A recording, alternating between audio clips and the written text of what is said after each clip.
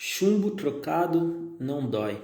Não é assim que as pessoas dizem quando são enganadas, traídas, trapaceadas, devolvem do mesmo modo, da mesma maneira, pagam com a mesma moeda, pagam mal com mal. O que a Bíblia fala sobre isso? Veja em Romanos capítulo 12, a partir do versículo 19.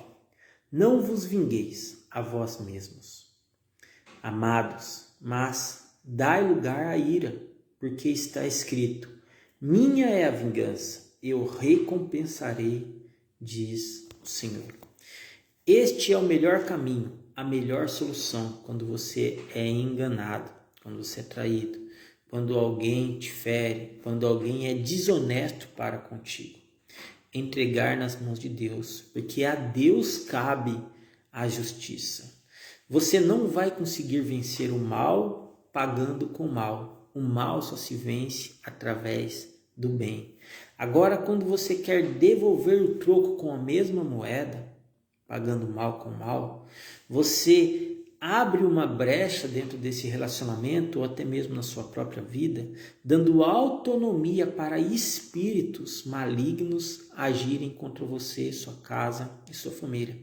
Por isso, muitos filhos de hoje são o quê? São herdeiros de maldições hereditárias, através de adultério, de infidelidade, de pecados ocultos. Famílias que hoje muitas vezes estão desestabilizadas, sem estruturas, casamentos que não dão certo por nada. Por quê? Porque lá atrás, dentro do contexto familiar, existe um pai e uma mãe que omitem ali pecados ocultos dentro deste contexto familiar, coisas que não foram resolvidas, coisas que não foram solucionadas. Isso dá autonomia no mundo espiritual para que potestades malignas venham agir sobre a vida destes filhos. Por isso muitos casamentos não conseguem dar certo, porque estão debaixo de uma herança maldita, de infidelidade, de adultério, de traição. Aonde lá atrás, talvez um homem que traiu uma mulher, a mulher descobrindo foi lá, traiu também aquele homem, chumbo trocado, continuaram juntos, tiveram filhos e os filhos herdaram tudo isso. Não houve perdão, não houve arrependimento, não houve ali um quebrantamento daquele pecado. Não houve um acerto, não houve uma correção. Aí que está tudo o problema.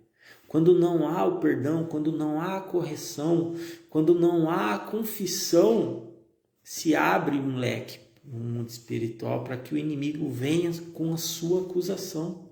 Você está entendendo agora? Muitas pessoas usam desse artifício dizendo que chumbo trocado não dói. A pessoa foi ali enganada na empresa, um outro funcionário foi lá desonesto com ele, acabou prejudicando ele, ele vai agir da mesma maneira, vai pagar o troco com a mesma moeda. Aquele ambiente se torna o quê? Um ambiente inseguro, um ambiente de discórdias. Por isso muitas casas estão em guerras, por isso muitos lares estão destruídos. Porque não houve perdão, não houve arrependimento, não houve conserto. Então a gente precisa dar nome aos nomes. Exatamente isso. Assim como Zaqueu fez. Zaqueu, quando se arrependeu da sua prática enganosa, porque ele enganava as pessoas através da cobrança de impostos, ele começou a chamar um por um, antes mesmo de conhecer Jesus. E dizia: olha, eu te enganei, eu fui desonesto com você. A maneira que eu encontrei de corrigir meu erro é essa. Eu vou te restituir 4 vezes mais. Você está entendendo isso, meu irmão? Correção. O Espírito Santo, quando ele entra em nossa vida, ele promove várias mudanças, várias correções em nossas vidas. E a gente tem que estar suscetível a essas mudanças, se sujeitar a essas mudanças, sem resistir a elas. Porque tem muita gente que fica amarrada, abraçado com o pecado, dizendo assim: ah, mas eu quero, mas não vou. Eu vou, mas não quero. Eu gosto tanto. Ah, não sei viver sem. Não. Se entregue, corpo, alma e coração. Deixe que o Espírito Santo promova essa mudança na sua vida. E não se sinta constrangido. Se você tiver que pedir perdão, peça perdão. Se você tiver que perdoar, perdoe. Ah, mas é tão difícil perdoar. Bom, Depende. Por que que é difícil perdoar? Porque muitas vezes não queremos abrir mão. E perdoar é justamente isso. Abrir mão de uma ofensa, de uma mágoa. Abrir mão, muitas vezes, daquilo que te fere até hoje. Perdoar, meu irmão, não é somente uma decisão, é uma necessidade. Você, quando perdoa, você não perdoa apenas para o bem daquela pessoa, mas perdoa para o seu próprio bem, para você poder seguir em frente. Ah, mas eu posso perdoar então, mas não sou obrigado a conviver. Depende. O quanto vale aquela pessoa para você? O quanto você ama aquela pessoa? O quanto você está disposto a perdoar e recomeçar e permanecer e continuar junto? Ah, mas perdeu totalmente minha confiança. Confiança pode ser reconstruída, pode ser reconquistada. É um processo. Então entenda isso, meu irmão. Você está disposto a correr esse risco? Depende. O quanto você ama.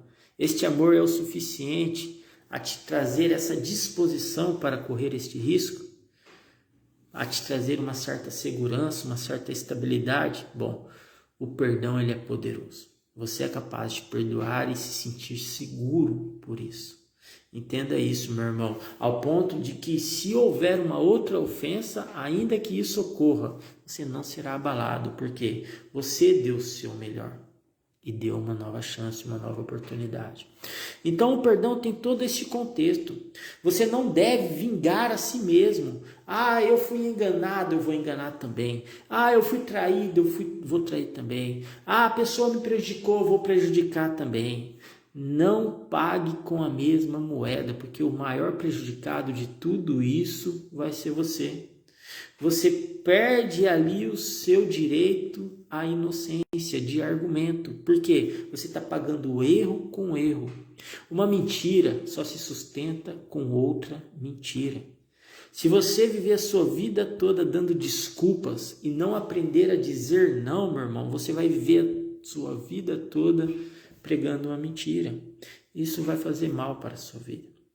Seja mais sincero, seja mais transparente. Se aquela pessoa te ama e te respeita, ela vai entender o porquê você está dizendo não. Não se sujeite à vontade do inimigo, mas procure entender e saber qual é a vontade de Deus sobre sua vida, porque é a vontade de Deus que é boa, perfeita e agradável, e não a sua. Se fosse a sua vontade, meu irmão, quantas coisas já não teriam acontecido de ruins em sua vida? Porque quantas vezes a pessoa não te ofendeu, não te xingou, não te humilhou, e a sua vontade era o quê? Ir lá, pegar aquela pessoa, chacoalhar, até mesmo agredir, ou xingar, ou mandar ela tomar naquele lugar. Não era essa a sua vontade no momento de raiva, no momento de ira? Não dai lugar a esse tipo de ira, mas dai lugar à justiça divina de Deus. É a justiça de Deus que vai te defender e não a sua ira. É isso que a palavra do Senhor está dizendo aqui. Portanto, se o teu inimigo tiver fome, dá-lhe de comer. Se tiver sede, dá-lhe de beber. Porque fazendo isso, amontoarás brasas de fogo sobre a sua cabeça. O que significa isso? Brasas de fogo sobre a sua cabeça. Ah, então quer dizer que eu devo servir o meu inimigo?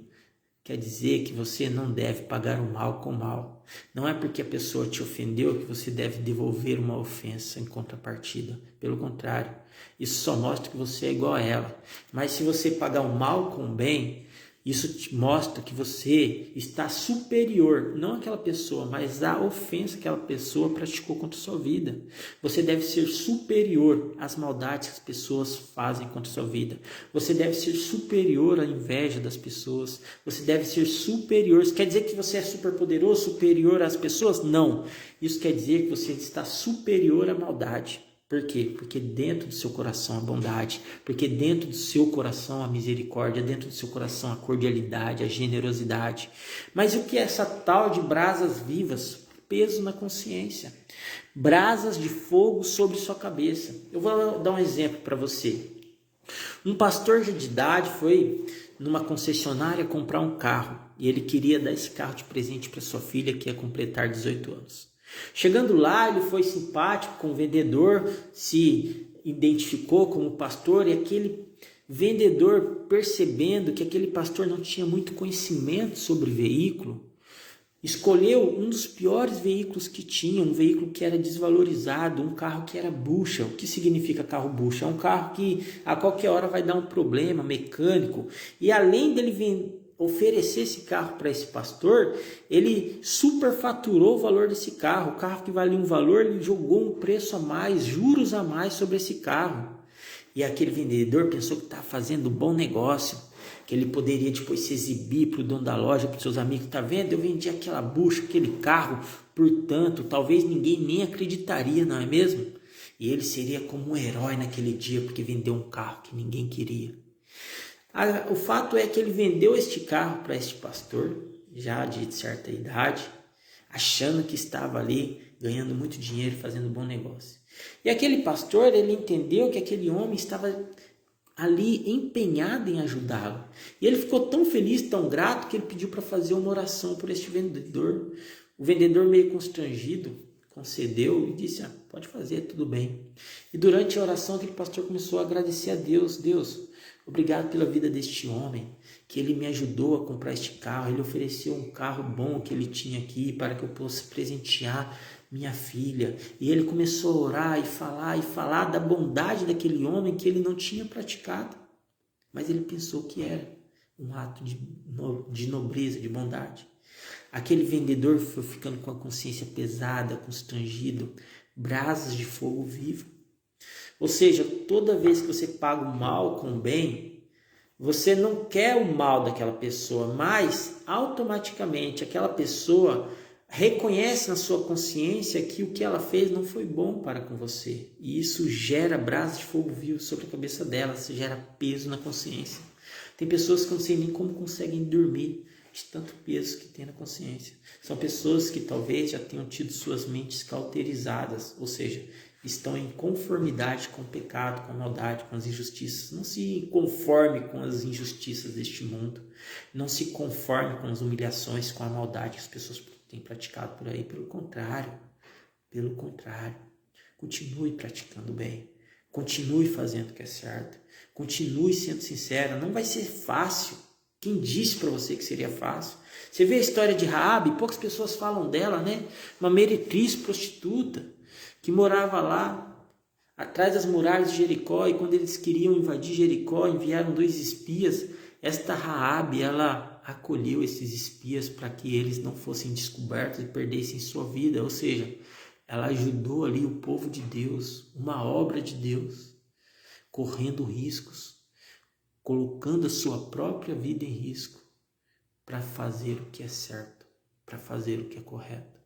Independente da sua condição de vida, dela ser prostituta, meretriz, ela não era uma mulher religiosa, não se vestia como crente, não era alguém que estava ali pregando religiosidade, mas foi uma mulher que, independente da sua condição de vida, não permitiu que aquilo fosse um impedimento para que ela fizesse o que é certo.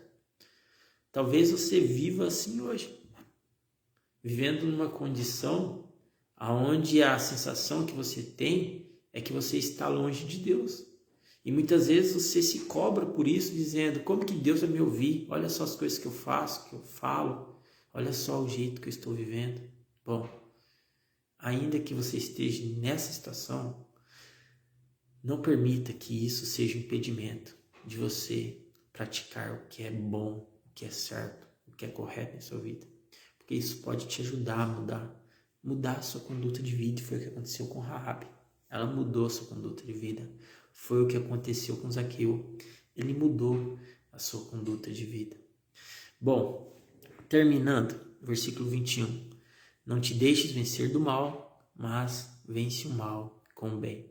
Que Deus te abençoe, que a graça do nosso Senhor Jesus seja sobre sua vida.